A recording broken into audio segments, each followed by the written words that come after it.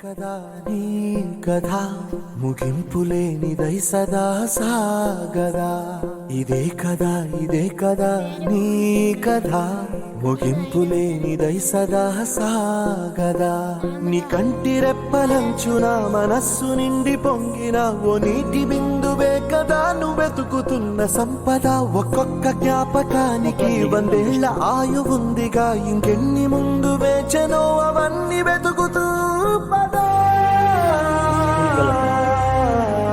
మనుష్యులందు నీ కథ మహర్షిలాగా సాగదా మనుష్యులందు నీ కథ మహర్షిలాగా సాగదా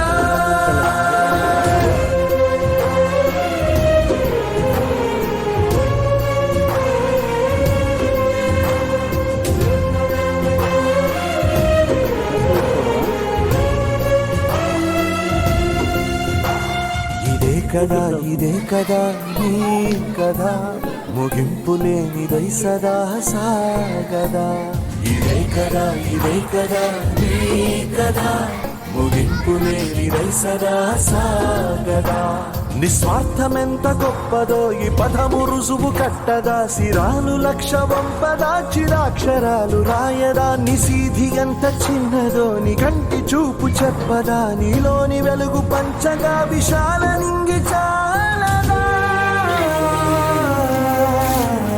మనుష్యులందు నీ కథ మహర్షిలాగా సాగదా మనుష్యులందు నీ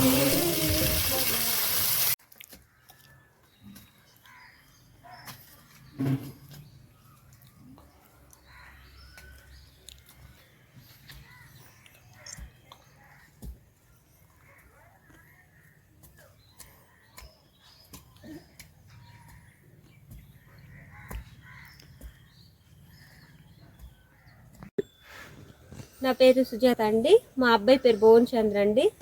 మా అబ్బాయి 5వ తరగతి చదువుతున్నాడు తామర ఆదర్శ పాఠశాలలో అండి. మా అబ్బాయికి చిన్నప్పటి నుంచి అలవాటేనండి. మొక్కలన్నా కోళ్ళన్నా జంతువులన్నా ఏదైనా సరే మా అబ్బాయికి చాలా అలవాటండి. చాలా ఇష్టంగా చూసుకుంటాడు. స్కూల్కి ప్రతిరోజు వెళ్తాడు. తెల్లవారి 5ంటికి లేస్తాడు. మళ్ళీ ట్యూషన్ నుంచి 7:30కి వస్తాడు. 8 గంటలకి మళ్ళీ స్కూల్కి వెళ్ళి మళ్ళీ సాయంత్రం తిరిగి 4 గంటలకు వస్తాడు. వచ్చిన వెంటనే ఈ మొక్కలన్నిటిని పరిశీలనగా చాలా చక్కగా చూస్తాడండి. అసలు నాకే ఆశ్చర్యంగా ఉంటుంది. ప్రతిరోజు వచ్చిన వెంటనే ఈ మొక్కలపై పడతావేంట్రా, హోంవర్క్ చేయరా అంటే చేస్తానమ్మా, కానీ వీటిని చూశాక చేస్తానని చెప్తుంటాడండి. మా అబ్బాయి అలా ఉండడం నాకే ఆశ్చర్యంగా ఉంటుంది. అసలు కొన్ని సందర్భాలలో వాళ్ళ నాన్నగారు చాలాసార్లు కోపం అవుతుంటారండి.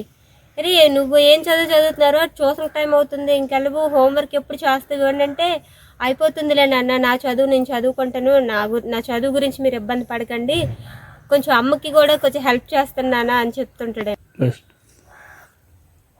అవును నీకు మొక్కల గురించి ఏం తెలుసురా అంటే, తెలుసమ్మా, నేను చాలాసార్లు చూశాను, తాతయ్యతో వెళ్తుంటాను కదా, చూస్తుంటానమ్మా అని పెద్దోళ్ళు చెప్పినవన్నీ గుర్తు పెట్టుకొని మరి చాలా చక్కగా చేస్తాడండి. ఆ గట్లు వేయడమని, ఆ మొక్కలకి ఎంత మోతాదులో గుండెయ్యాలనేసి, ఆ మొక్కలు ఏం చేస్తే పెరుగుదల వస్తాయి, ఆ గత్తం వేయడం కానీ, ఆ ఎరువులు కానీ, ఆ నీరు కూడా ఎంత మోతాదులో కట్టాలి, ఎన్ని రోజులకు కట్టాలి అని ప్రతిదీ కూడా చాలా క్షుణ్ణంగా ఆలోచించి మరి